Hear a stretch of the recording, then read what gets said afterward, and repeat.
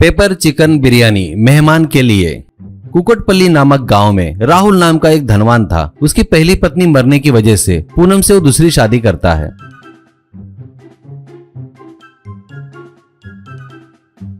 पूनम पहले घर में सबके साथ अच्छे से रहती थी। अब जायदाद उसके नाम हो जाने से वो घर वालों को और राहुल की पहली पत्नी की लड़की प्रिया को अच्छे से नहीं देखती थी। एक दिन राहुल की मां सविता, पिताजी पटवारी और प्रिया खाना खा रहे थे।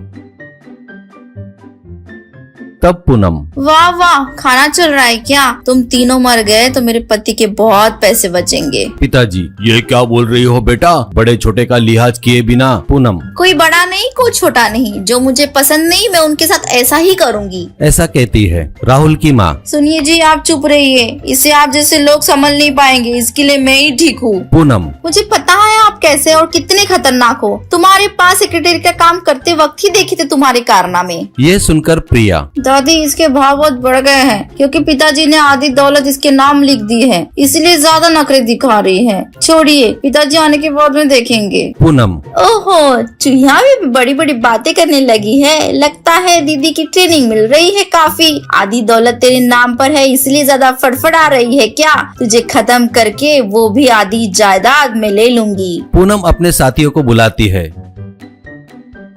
वो लोग आकर दोनों बूढ़ा बूढ़ी को पकड़ते हैं और पूनम प्रिया को पकड़कर खींचती है और ऊपर लेकर जाती है और ऊपर से धकेल देती है। तभी वहां से जा रहे ड्राइवर कल्कि प्रिया को पकड़ लेता है, जाकर उनके दादी के पास छोड़ता है। क्योंकि पूनम उनके नानी वाले को पसंद नहीं करती थी, नफरत करती थी। कभी अगर प्रिया की नानी वाले घर आते तो खाने में ज्यादा मिर्ची डालकर खाना पकाते थे, लेकिन वो बेचारे प्रिया को चाहते थे, इसलिए वो इन सब बातों को इग्नोर करते थे। ऐसे ही एक दिन लॉन में बैठा पटवारी के पास लक्की आकर कहता है, अरे बाबूजी, अपने घर पर इनकम टैक्स वाले रेड मारने आ रहे हैं, ऐसा मुझे पता चला है। इसी में साहब को छुपाकर पूनम मैडम बहुत सारा पैसा हिसाब किताब में फेरबदल की है, ऐसा पता चला है। उन लोग पूनम मैडम को अरेस्ट भी कर सकते हैं। उन अफसरों में से एक मैडम है, बोलते बहुत डेंजर है, वो बहुत ज्यादा स्ट्रिक्ट है, ऐसा सुना है मैंने। पटवारी, अरे ये बात मेरे बेटे को और बहू को मत बताना, मेरी नातिन को छत के ऊपर से धकेला उसने। अरे तू तो भगवान के जैसा उस बच्ची को बचा लिया रे, उसे ऐसा नहीं छोड़ना चाहिए, उसे जेल भेजना ही सही रहेगा। ये सुनकर लक्की ठीक कहता है। इसके बाद पटवारी पूनम के पास जाकर, देखो बेटा, प्रिया के साइड के कुछ मेहमान आ रहे हैं, उनमें से उनकी आत्या भी आ रही है अमेरिका से। उसे चिकन बिरयानी बहुत पसंद है, इसके लिए सुबह 11 बजे तक सब रेडी कर देना। पूनम, ओहो, बिरयानी बनाऊं क्या? बनाऊंगी, वो भी सुबह 11 बजे तक बनाऊंगी, रेडी रहो सभी। ऐसा कहती है। अगले दिन पूनम जल्दी उठकर जानबूझकर 1 किलो काले मिर्च डालकर चिकन बिरयानी बनाती है। वैसे ही 11 बजे आईटी ऑफिसर सुनंदा उसके टीम के साथ आती है।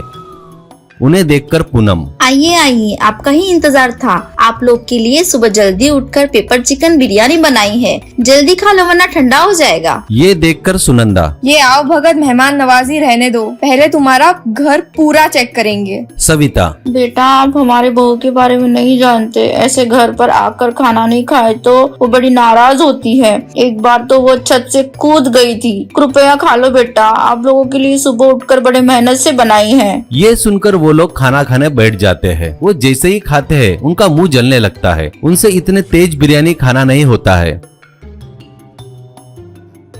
इसे सुनंदा नहीं खाती है। ये देखकर पूनम जबरदस्ती उसके मुंह में ठूसती है और खा राक्षसी कहती है। ये देखकर पूनम के आदमी भी बाकी अफसरों को जबरदस्ती मुंह में ठूसते हैं। ऐसे वो मुंह में गले में जलन होने के कारण उछल कूद करते रहते हैं। और कुछ देर बाद सुनंदा पूनम से, इतनी हिम्मत तुम्हारी, तुम्हारे घर पर चेकिंग के लिए आए इनकम टैक्स ऑफिसर को बिरयानी खिलाकर मारना चाहती हो क्या? रुक जा जरा, तुझे बताती हूँ। ऐसा बोलकर पूरा घर चेक करती है। तब उन्हें बहुत सारा काला पैसा, कुछ डॉक्यूमेंट, ये सब मिलता है।